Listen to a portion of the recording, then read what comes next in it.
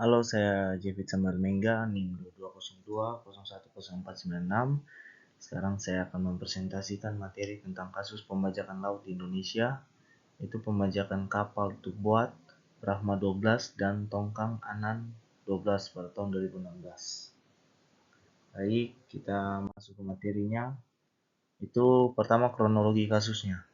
Kedua kapal tersebut berlayar dari Kalimantan menuju Filipina Selatan untuk mengangkut batu bara. Nah, di perairan sekitar Filipina Selatan, kapal diserang oleh kelompok bersenjata yang terkait dengan adu syayaf. Awak kapal disandra dan para pelaku meminta tebusan untuk pembebasan mereka. Nah, kaitannya dengan hukum laut internasional, kasus ini yaitu yang pertama terjadi di wilayah perairan lintas negara, yang kedua mengancam keselamatan pelayaran internasional, yang ketiga melibatkan penyanderaan awak kapal untuk memperoleh keuntungan. Namun, secara hukum internasional, kasus ini tidak sepenuhnya memenuhi definisi piraki menurut UNCLOS apabila terjadi di perairan yang masih berada di bawah yurisdiksi suatu negara. Oleh karena itu, kasus ini lebih sering dikategorikan sebagai armed robbery at sea atau tindakan kejahatan maritim bersenjata. Analisis hukumnya, unsur-unsur yang terkait dalam kasus ini, yang pertama ada kekerasan dan ancaman terhadap awak kapal.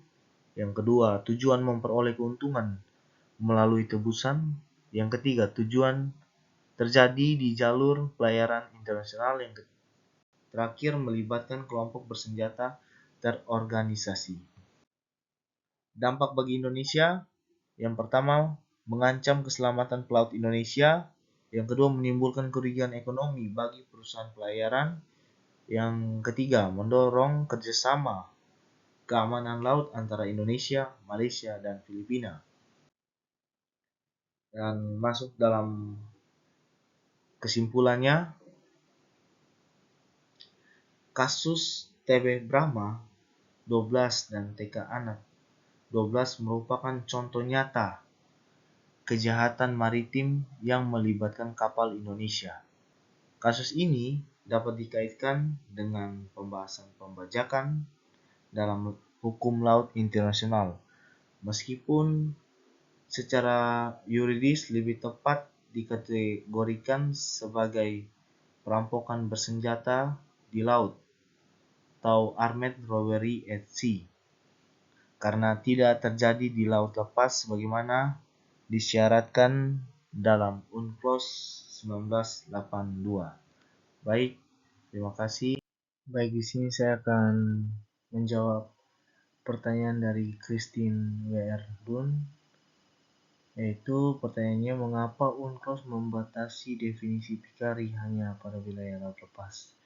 Jadi, UNCLOS membatasi definisi pembajakan atau pikari hanya pada laut lepas karena laut lepas tidak berada di bawah kedaulatan negara manapun. Oleh karena itu, pembajakan di laut lepas dianggap sebagai kejahatan internasional yang dapat ditindak oleh semua negara berdasarkan prinsip yurisdiksi universal. Sebaliknya, jika tindakan serupa terjadi di laut teritorial atau perairan suatu negara, maka penanganannya menjadi kewenangan negara yang bersangkutan karena wilayah tersebut berada di bawah kedaulatannya. Dengan demikian, pembatasan ini bertujuan untuk menjaga penghormatan terhadap kedaulatan negara sekaligus memungkinkan kerjasama internasional dalam memberantas pembajakan di laut lepas. Sekian dari presentasi saya. Selamat untuk bertanya.